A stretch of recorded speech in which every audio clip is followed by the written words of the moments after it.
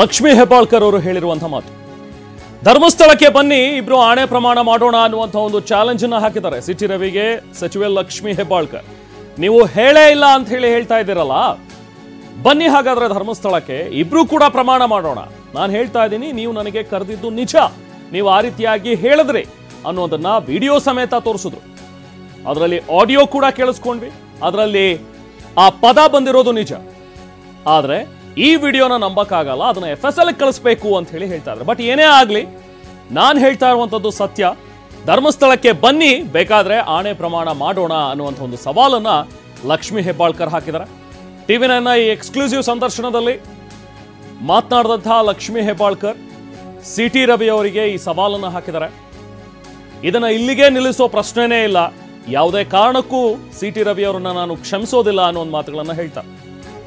ಇಂಥ ಪದವನ್ನ ಆಡಿರೋದ್ರಿಂದ ನೀವು ನನ್ನ ಮನಸ್ಸಿಗೆ ಘಾಸಿ ಮಾಡಿದಿರಿ,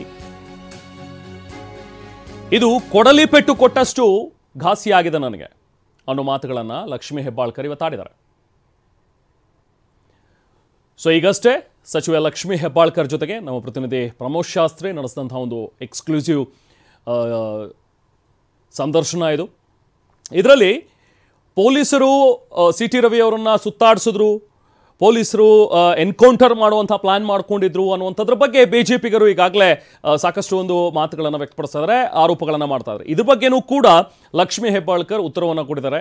ನನ್ನ ಜೂರಿಸ್ಡಿಕ್ಷನ್ನಲ್ಲಿ ಯಾವುದೂ ಕೂಡ ಇರಲಿಲ್ಲ, ಅಥವಾ ನಾನು ಹೇಳಿ ಯಾರಿಗೂ ಕೂಡ ಮಾಡಿಸಿರೋದಲ್ಲ, ಇದು ಸೆಕ್ಯೂರಿಟಿ ಪರ್ಪಸ್ನಿಂದಾಗಿ ಪೊಲೀಸರು ಅವರನ್ನು ಬೇರೆ ಬೇರೆ ಕಡೆಗೆ ಕರ್ಕೊಂಡು ಹೋದ್ರು, ಅದಕ್ಕೆ ನಾನು ಅದನ್ನು ಇಂಟರ್ಫಿಯರ್ ಆಗೋದಿಲ್ಲ ಅನ್ನೋ ಒಂದು ಮಾತುಗಳನ್ನು ಹೇಳಿದ್ದಾರೆ.